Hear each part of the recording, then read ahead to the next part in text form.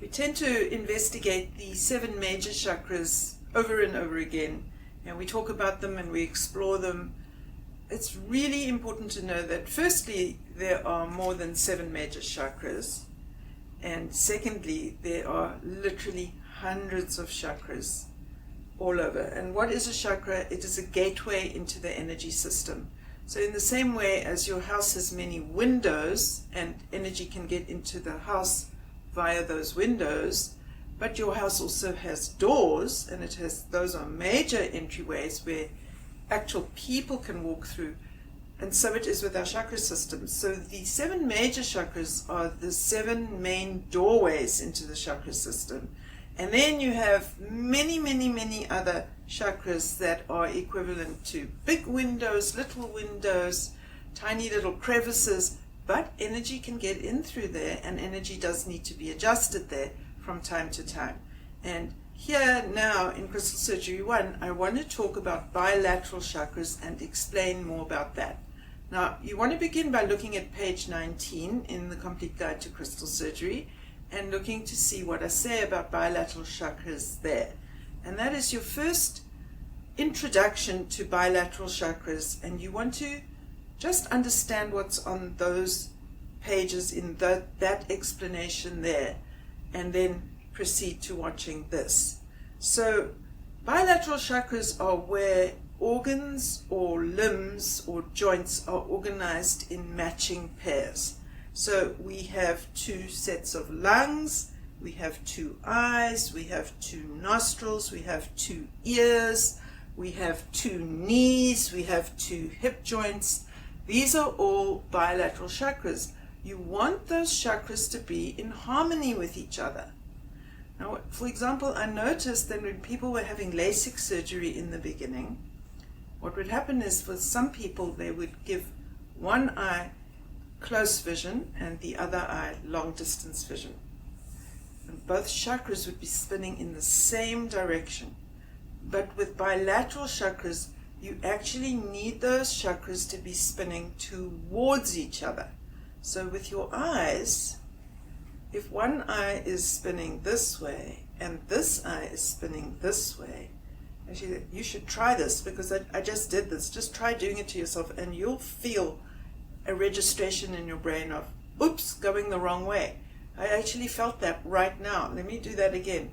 This eye spinning this way, this eye also spinning this way, and there's that feeling again.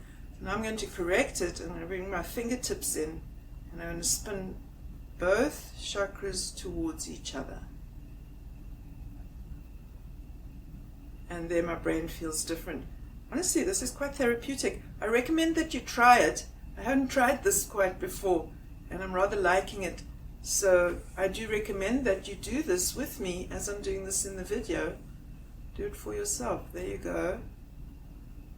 Interesting. And boy, my brain feels clearer than it did a minute ago. Wow, discovered something live here on video. How interesting. I wonder what else we can explore. So you'll see I also do have these stones. These are ruby and zoisite. And I have put, not zoisite, excuse me. This is ruby in fuchsite. You may call it fuchsite. I know it is from Herr von Fuchs. That's why I call it fuchsite. Anyway, just have to put up with it, like it or not.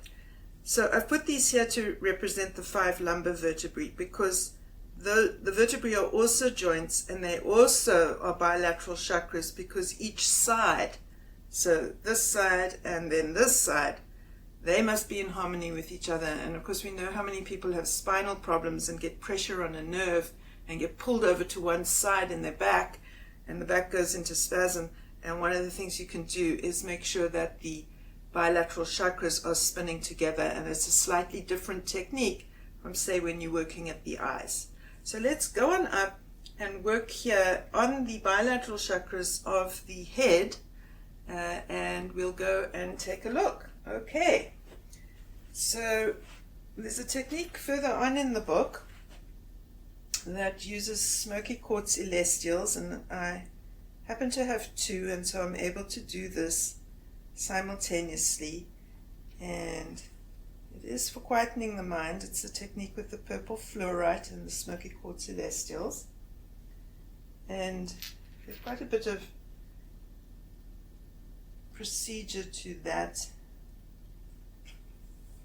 particular method.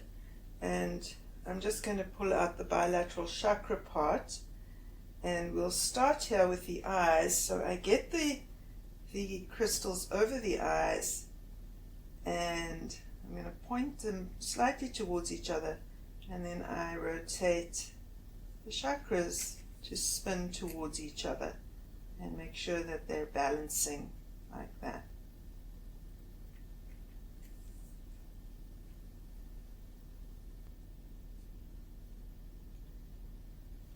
And then I can do the ears, and again I work with both.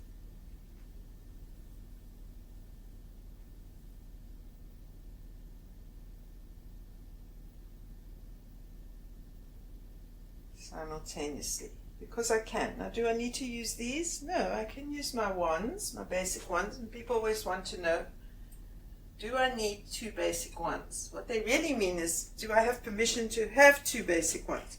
Well, you have permission to have as many basic ones as you want. And you have very good reason to have 2 basic ones. So there we are. And there we do the ears again. Now the nostrils are also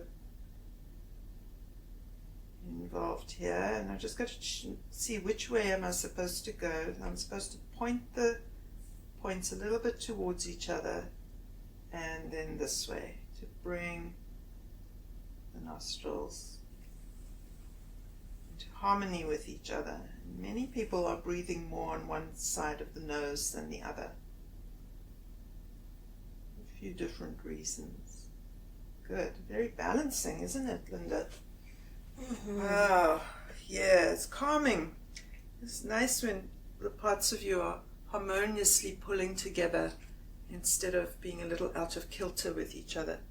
So for the lungs, we go in, we find the lung chakra, and then again I'm being directed, point the stones slightly towards each other, and that is just so you know which way the chakras are going, and you bring them towards each other like that. Very good. Oh, this is good for you. That's expansive. Nice. Good. Now, when it comes to joint chakras, so before we go on, then of course the lungs are bilateral, so are the kidneys. Kidneys are bilateral chakras too. Any organs that are in pairs, left side and right side of the body, those are all bilateral chakras, and all appreciate a little tweak. So in fact, if they appreciate that little tweak so much, let's go for it. There's the kidneys. Nice. Ooh. Yeah, felt good. Yeah, helped your back relax, It didn't did. it? Yeah, I was thinking that wasn't yeah. bad for my kidney. Yeah, well, you know, sometimes when we think it's our back, it's actually our kidneys, and it's right. And then, of course, the kidneys, the adrenals. Let's do the adrenals. So they perch on top of the kidneys, but now remember that the kidney on the right is a little lower than the kidney on the left, and that's because it has to give way to the liver. So the liver is a very big organ over here, and the right kidney is a little bit lower because of that. But you can still match up the points as if they're opposite each other, because the energy will follow the intention. But if you can actually feel that connection with the adrenal, there, I've got that adrenal there, and I can see her reacting. I'm going to see if I can find this adrenal. There, I got it there. And then I get them spinning together, and that's nice too. And tickle. Yeah, and your right adrenal, it really needed it, so we'll keep that for another demonstration. Very good. Okay, now let's take a look here. The way that the bilateral chakras of the joints work, a joint makes an infinity sign because you have a vortex on this side going this way, and you have a vortex on this side going this way. But these two vortices must work together, and so better to do an infinity sign through the joint like this, that is stimulating both vortices evenly, like that. And you can use your basic wand and do your infinity sign.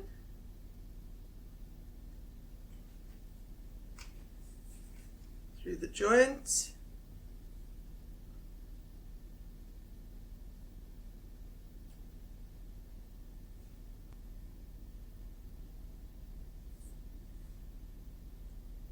It's getting expanded now, so that's also interesting to track.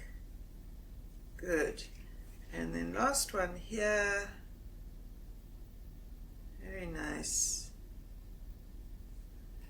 And that's the bilateral chakras of the lumbar vertebrae that we just did.